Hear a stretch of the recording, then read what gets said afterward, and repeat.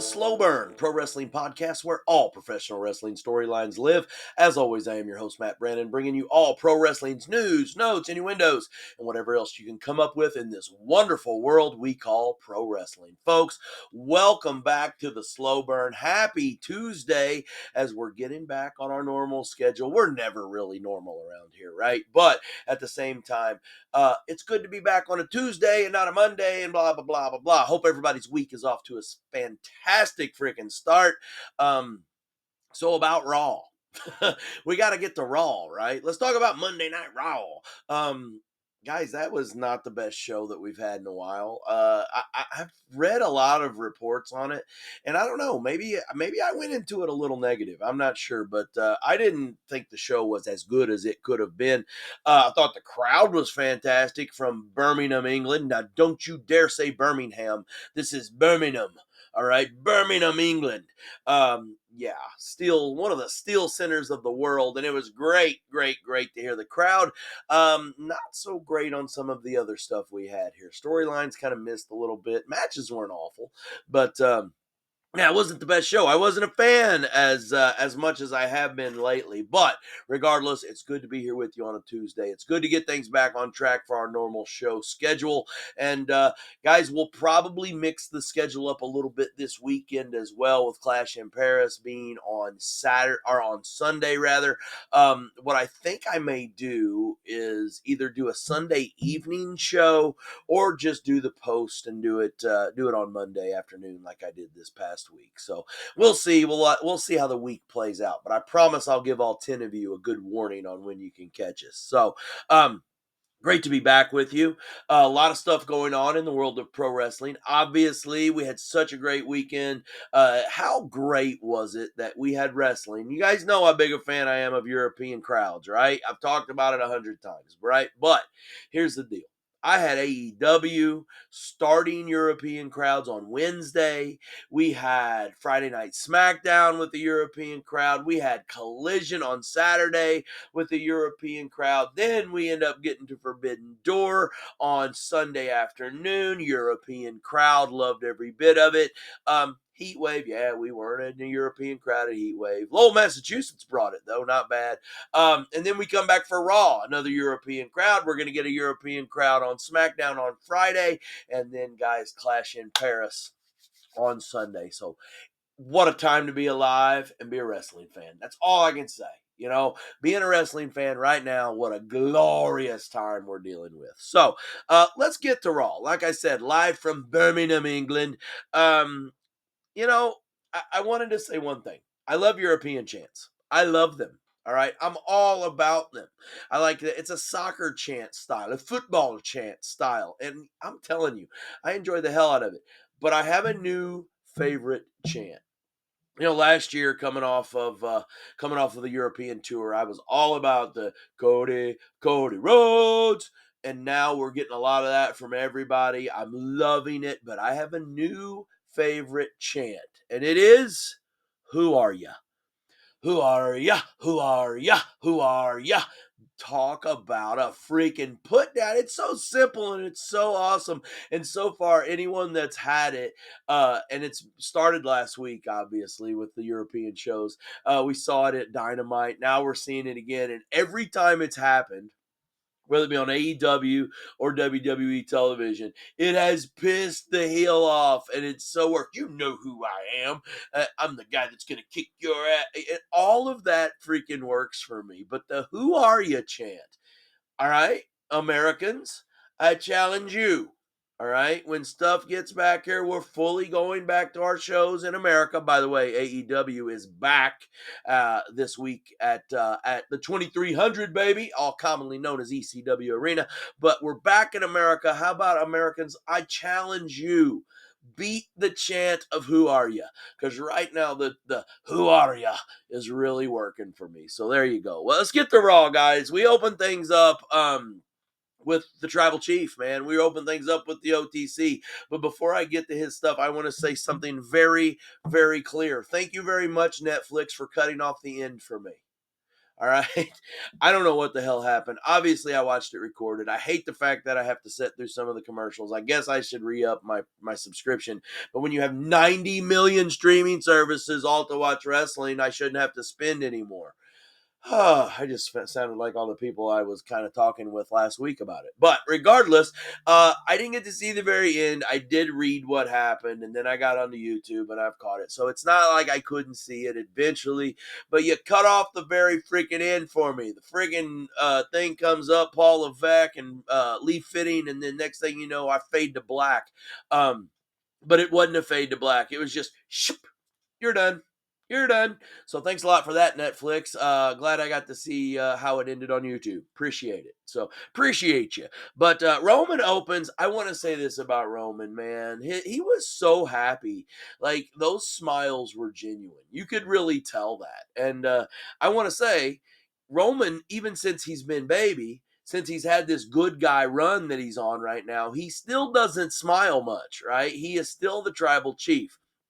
Um, that's how you can tell that those smiles were genuine. He was so happy that crowd was so happy to see him. By the way, the crowd again, fantastic. Birmingham. Love the setup at the arena, like where how the screen was set up, a little smaller than usual. Almost the aisle looked a little tighter too, but I really liked the setup. I thought that part was good. Other than that, we kind of start going downhill. And again, it wasn't all bad. I'm just coming off of it with a bad attitude, probably. But Roman opens. He's all smiles. He's having a good time. He's calling out folks. He's ready to make his amends. Uh, I love the path that he took, talking about how he was alone. He used to have a bloodline. He don't have a bloodline. He's not the man that he used to be, but he can be that again. Talking about how he was so proud of Jay for the things that he's done. Like, guys, that's a different style Roman Reigns. And honestly, I think it's a Roman Reigns that we needed in order to keep this babyface run going as good as it is right now. And it is. So, like, I really enjoyed that part. Then we have the interruption. Ladies and gentlemen. And then obviously the new call out, the heel Heyman, as he says, no, you wait for me to say it. And then we drop, my name is Paul, and it worked. Bronson comes out with him. He's rocking the Shula Fala. Love the new t-shirt. Excuse me. Love the new t-shirt, by the way, with the tribal thief, and it actually had the shoes up on the shoulder. I'm loving the Shula Fala. The tribal thief character right now is probably funnier to me than it actually is. I giggle every single time. This piece was okay as far as the Heyman Bronson. I love the Roman stuff at the beginning. I did enjoy the Bronson Reed explanation of his Samoan tribe and he basically blamed it on Roman's tribe. Like ask your dad, ask your uncle. I wish you could ask them and tell them what their tribe did to my tribe. Basically saying they got banished to Australia and that's why he's the Auszilla and all that. Like that's good backstory. That's good backstory. It works. I mean, how many people out there honestly didn't even realize that Bronson Reed is Samoan? Yes, he's tribal of some sort. You get that. But I would assume most people thought he was a Kiwi. That's kind of how I thought about it, and I don't mean that in a negative term. That's what New Zealand folks are called. But I honestly thought that was kind of the train of thought until later on. I knew that he was Samoan. They talked a little bit about it when he tagged with Solo during the War Games stuff. But all in all, the piece wasn't bad. The piece was just freaking long, man. At the end of it, Roman's like, "Why don't you come on down here and show me what you got?" Blah blah blah. But nah, you're not gonna get to do that because I'm going up there. And then the brawl sets in. I do want to say one thing about the brawl. All right. The early punches kind of sucked. And Roman is one of the best punchers in the history of the business. So I'm not necessarily blaming him. I'm going to blame just the situation and how it kind of came to a head, almost rushed at the end, even though it was so long, as weird as that sounds. But I thought the punches early on kind of sucked a little bit. But other than that, man, the piece was okay. It just took too damn long. I mean, what was it? It's like 32 minutes until a bell rang to wrestle. Like, I know that WWE does this sometimes. We're used to it. We know the ultra long opens to get to a wrestling match. Like, I'm good with that, but man, 32 minutes. Like, 32 minutes. I just, that's a lot. That's a lot to ask. And now for me, I'm loving it. I'm in it. I'm just on every single word that everyone's saying. But if I'm not the normal fan, right? I'm just your average guy flipping through freaking Netflix, like, oh, well, there's wrestling. Let's see what this is up to. And I turn on wrestling, and then for 5 minutes, I hear a guy talk.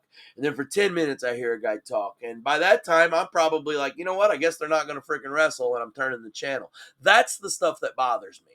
Not for me personally. I like that shit. I like the talking. I like the promo battles. I'm good with that. But it does bother me for the casual fan that's like, oh, wrestling. I wonder who's going.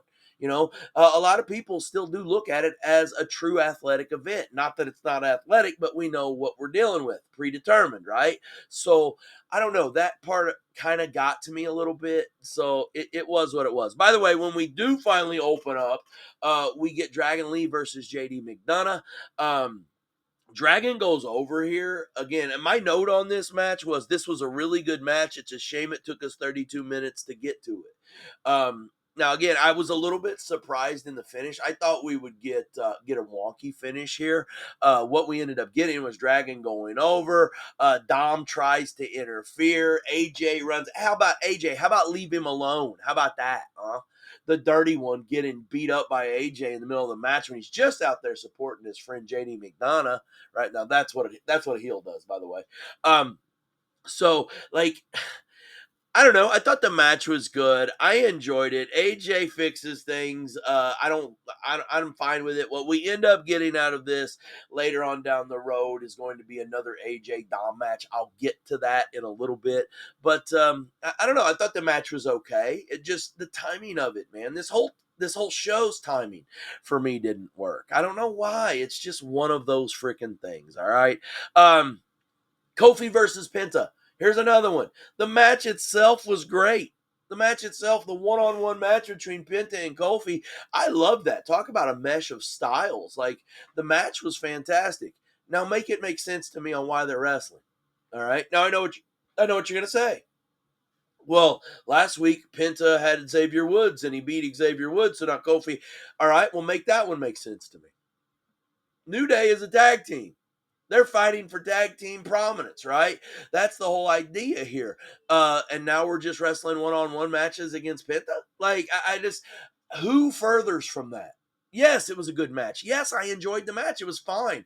But in reality, I didn't think that it was needed. Like, Kofi Kingston's unreal, right? I love Kofi in the ring. Always have, always will. Penta is one of the hottest freaking things going in the WWE. All right. Are we going to have them go singles? No, because Kofi's a tag team wrestler right now. I don't know why. I know I'm nitpicking. I know I am. I will say this, though. The Grayson Waller stuff was better this week. All right. The Grayson Waller interactions were better this week. And I have been down on that with the New Day. The other thing I want to say is Xavier Woods is gold. All right. We should all thank the Lord that we get Xavier Woods wearing a neck brace to pump up the injuries from last week. You're trying your best to help with the story there. The only problem is I don't foresee the story, but Xavier's doing great work. Matter of fact, let's just call it what it is. The New Day's heel work, as much as I was kind of meh on it at the beginning, totally in. Totally in. It's working. Now let's get them back in tag team action, right? That's what really needs to happen. And I will say, I don't believe it should be for the tag team titles right off the bat. I don't think they should be taking on Dom and JD right off the bat. I think that they need to work their way up, but let's get them back in the tag realm and stop with the one-on-one stuff. For anything else, help them on the tag side of things, and damn it, let Penta freaking shine. That's the whole thing. If not, damn, bring freaking bring Ray Phoenix over, and let's bring back the Lucha Brothers, and you'll actually see who the best tag team in WWE is. All right, and I say that with a grain of salt. There are lots of good ones. I know that. All right. Again, Xavier Woods, great neck brace, great match, really good. It just doesn't make sense to me. So that's what you get out of that. All right. After this, have I mentioned how much I'm into Becky's heel work right now? Once again, Becky promo, Birmingham all over her, booing her out of the building, and then she says the line. All right. Made a little mainstream news today with it, by the way, as Becky says that the only good thing that ever come from Birmingham was Ozzy Osbourne. And he had the sense to leave the city for LA. I thought that line popped. I thought that line was fantastic. As it turns out, we get a little national news media attention here as Kelly Osbourne, the daughter of Ozzy. By the way, Ozzy, Hall of Famer. But Kelly Osbourne basically says that she's ridiculous and is a piece of dirt and couldn't believe that. How dare her use her father's name? To me personally, Ozzy sounded good off of it. By the way, rest your soul, Prince of Darkness, okay? Wherever you may be. But the thing of it is like, I thought that Ozzy came off looking like a freaking goat there. The only good thing to come from Birmingham is Ozzy Osbourne. Yeah, he had the sense to leave the city for LA. That's not putting Ozzy Osbourne down at all. It's just putting Birmingham down. And Kelly, guess what? That's what wrestlers do. Okay? That's part of the game. Know what you're talking about before you open. And that's the thing. And again, I am as rest in peace of Ozzy Osbourne as anyone that there is. I love Ozzy Osbourne. All right? Whether it be with Sabbath or solo, love Ozzy Osbourne. But let's be honest, there was nothing at all hateful said there. Nothing at all. So get over it. Now, again, Becky's heel work, top freaking notch. Gotta love it. She gets the run in from Nikki Bella. You knew this was going to happen, and now the match is officially set up. All right, we're getting Nikki Bella versus Becky Lynch at Clash in Paris this Sunday for the IC belt. Can I be honest? I'm going to be honest. All right, I've been honest before. I didn't think Nikki Bella was very good in this piece. I just didn't. I read something earlier. It might have been on Bleacher Report where I read that Nikki Bella just as good on the mic as she ever was. It's like she never stopped. Then maybe she just was never great. I disagree with that. I think Nikki has had shining moments. I'm not a Bella Twins fan. I appreciate them. I respect them. It's not my cup of tea. I get it. That didn't work. I thought that Nikki had too much mic time. I thought that there was some downtime in the promo stuff that they were doing. I thought Becky tried to save it a couple times and bring things back. I don't know. There was just something off to me about this piece. I don't know exactly how it worked, what it was, but it is what it is. Okay. We stuck with the women here, by the way. Rhea comes out, and we had an awesome match with Roxanne Perez. Rhea goes over. The match was good. The match was excellent, actually. But the one thing I want to say isn't about Rhea. It's about Roxanne. She wrestles so big. And she is so little. There is nothing small about the way that girl wrestles. I mean, she doesn't miss, man. I mean, she just does great work. She makes the people in ring with her look. Can you guys hear my kids screaming in the other room? I'm just done. I've actually stopped this recording like 4 times to go in. I'm rolling with it, so I apologize about it. I promise you he's fine. He's just pissed off at Mickey Mouse Clubhouse. You have my word.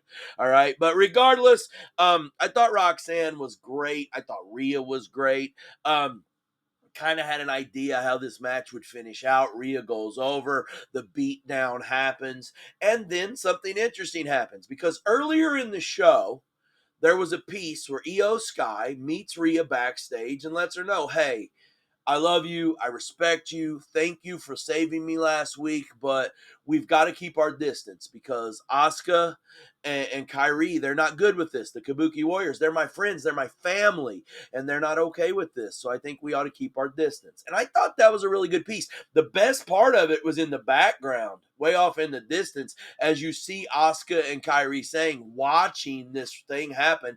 And how does it end with them hugging each other and saying, you know what, I get it, all good, all respect, good luck to you. But that's not what the Kabuki Warriors saw from 100 yards away, and they're getting all mad and throwing up their hands. Perfect. Perfect.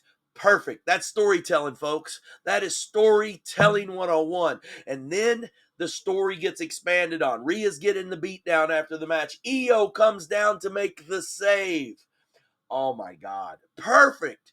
I loved it. I absolutely loved it. And you knew exactly what you were going to get out of it. And that was more confrontation. All right. I'm telling you, Asuka and Kyrie, maybe not Kyrie at the beginning, but we're getting a turn there. By the way, Asuka's heel work is better than her baby work anyway. Let's just call it what it is. But then later on in the night, Asuka confronts Io, lets her know that she's not okay. I love this story. I think the story works. I think the story is perfect. And I can't wait to see what comes of it. I assume it's going to be Io and Rhea versus the Kabuki Warriors. Okay. All right. Io may be the best worker in the business right now. Rhea, the most over woman in the business right now. Uh, okay, let's go. Where do I sign up? So, really enjoyed that, guys. After this, by the way, we're backstage, and this is post AJ versus Finn. I'm trying to speed up just a little bit. AJ Styles taking on Finn Balor. That was set up by Dominic Mysterio because of the AJ jumping Dom. It is what it is, folks. All right, dirty Dom. But AJ beats Finn, and I want to say AJ beat Finn clean. No run-ins, no anything. It was a short match, which I really enjoyed. Um, Talk about two dudes who can freaking go. I mean, that was an excellent part of the show. Afterwards, get the meeting with Adam Pearce. AJ goes over, and AJ gets his match. As Pearce informs Dom, you know what? Yeah, we are going to fix this situation. I'm going to remedy this situation. We're fixing your AJ Styles issue, right? Thank you, AP. But what we do is we're going to fix it with a title match. IC belt on the line. Dominic Mysterio versus AJ Styles at Monday Night Raw next week. When they didn't put it on Clash in Paris, I was so surprised. Now, I know the card is pretty stacked and they're only going to get, it's WWE. You're not going to get 8 matches on a pay-per-view. You're going to get 4 or 5. And that's the way I like it, okay? But, man, does Dom deserve more? Now, here again, you're running towards the end of your European tour. The Paris stuff is coming after Clash in Paris, so you have to have a big headliner. That's probably your main event for the Monday Night Raw in Paris. It's Dom versus AJ for the IC belt. And you know what, guys? I'm good with it. I hate it. I've heard a lot of people upset that it's not going to be at Clash in Paris. To be honest with you, as a Dirty Dominic fan, he's my favorite guy going right now, current wrestler. As a Dirty Dom fan, I'm glad he gets his time to shine on Raw. Like, I'm glad. If he's a mid-card match on Clash in Paris, what happens if that match ends up having to go friggin' 3 minutes? Because they're over on time or something like that. So I'm looking at this as a positive chance for Dom to shine, AJ to shine. And I'm going to be honest with you guys. I honestly think that AJ probably goes over here. With that said, I thought he would beat him the last time too. I hope I'm wrong. But the other side of the coin is that I want Dom getting that mega championship for AAA. I think that will be so big. Not just for him, not just for WWE, but for wrestling in general. I think it'll be awesome. All right. That brings us to our main event, guys. Main event, man, Braun Breaker, LA Knight. First things first, Roman Reigns beats the hell out of Bronson Reed backstage. He beats the hell out of Braun Breaker backstage. And just when you think that things couldn't get worse, LA Knight's like, I'm going to get in on this action too. He starts beating up Braun Breaker, and it doesn't quite turn out so good for him, as Braun actually ends up recovering and kicking his ass. Braun Breaker over LA Knight. Yeah, there was some stuff. There was some interference. I get all that, right? But this is the way this match needed to go down. Okay, it works for the story and it works to lead into the main event. So Braun ends up going over. I love the start of it where we had the stuff backstage. I thought the story of the match went really well, and I thought the finish was really well. Wish I could have saw it in live time, even though it was recorded. But, Braun goes over. You have the beatdown of LA Knight happen afterwards with Seth. Punk comes down. Jay comes down. They make the save. LA Knight's now saved. You got the good guy standing tall. And then it happens. Jay cleans house. He's like, you know what? I got to take on all these guys Sunday night. I got to take out Punk. I got to take out LA Knight. And that's exactly what he did. He ends up standing tall. I wish I could have saw that on the regular broadcast of Netflix. I didn't get to do that, but at least I did get to see it later on. And of course, I read about it and blah, blah, blah. I thought Jay won the night. I really did. That's the final note I put on the show. I thought Jay won the night. And I like that because this was kind of a Roman-centered night with everything, the way it started, the beatdown in the back, all of that. I just thought that Jay finishing up on top, last man standing, I thought that gave us a little bit moving forward. Especially considering that Sunday's the big title match. I don't know if Jay has a chance here. I mean, of course, everybody has a chance, but I'll be very surprised if that belt changes hands. Um, Stranger things have happened. I mean, let's take into account that Jey Uso is still over like Rover, so you just don't know. CM Punk had his heart broken the last time, had his hands on the belt. LA Knight just scrounges for something over and over again. So I don't know. Could I see a change? Maybe. Doubtful, but maybe. That's where we'll end it. All right. I scored the show a C plus. That was probably the highest rated C plus I could ever do. Couple things else we want to talk about, guys. Number one, tonight NXT from the PC, guys. We are live. Unfortunately, where I'm at, I can't watch it live because of the way they do the pre-tape stuff on the CW here in the St. Louis area. But regardless, I will be watching it at around 8 o'clock Central. Okay. What do we have scheduled? Miles Bourne versus Lexus King in a blindfold match. Remember last week, Lexus King shot a little poison, little liquid into Miles Bourne's eyes, basically making him deaf and blind now. So the way we're going to get this done, blindfold match. I haven't seen a blindfold match in a really long time. To be honest with you, I'm excited for it. So there you go. Oh my God, he's loud. Blake Monroe versus Kalani Jordan. That's going to be an absolute banger. I hope. Can I get that mean streak back in Blake Monroe? Please. Don't call me Mariah May.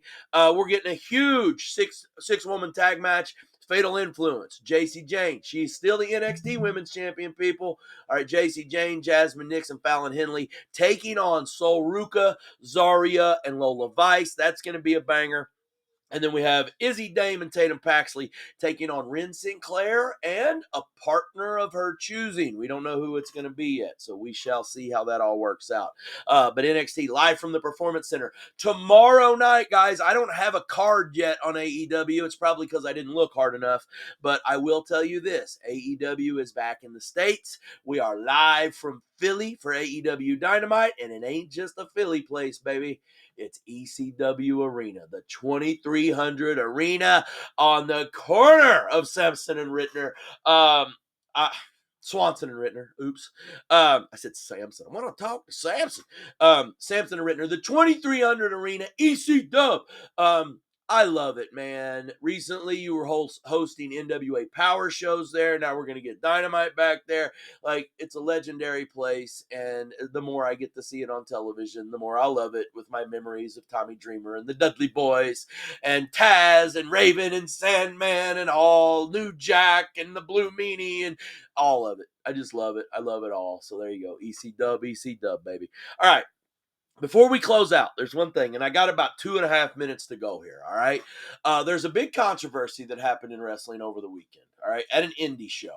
And I want to take I want to put my 2 cents in on it. First off, you're familiar with Rampage Jackson, Quentin Rampage Jackson, old MMA fighter, UFC Hall of Famer, was a Pride guy, ultimate badass. Guy's had quite a few losses in his career and quite a few children in his career, but he's an ultimate badass. Well, his child, Rajah Jackson, Army veteran, I don't know if he's training to be a wrestler. I don't know if he's an MMA guy. I think he's an MMA fighter.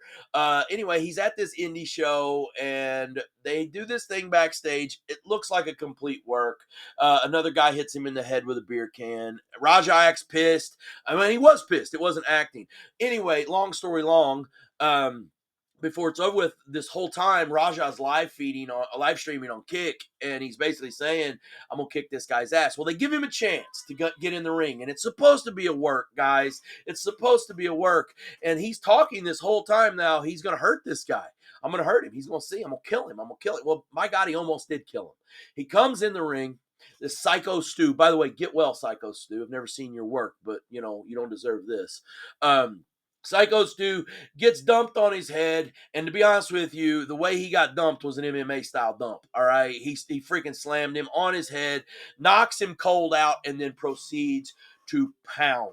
And I mean pound. Both hands mounted. His head is just bouncing off the canvas. The guy was out cold. All right. This is not what wrestling is about, people. This is not what wrestling is about. I don't know. I'm not a wrestler. I'm not a promoter. I'm not a referee. I'm a damn fan that likes to do podcast stuff, that thinks I know more than I do. I can tell you damn sure that's not wrestling. And if I was at that show, I would ask for my freaking money back, because that's not what I do. Wrestling is an art form, people. Wrestling is an art form. None of that ever. You should have been clued in, but you never should have been allowed in that ring. And I just hate that I've seen it. It's a bad look for professional wrestling. And don't make that stop you from going to an indie show, folks. That's all I can say. But thank you for joining us here on the Slow Burn Pro Wrestling Podcast, where all professional wrestling storylines live. I will be back with you guys tomorrow on Wednesday. Thanks for joining us on the Slow Burn.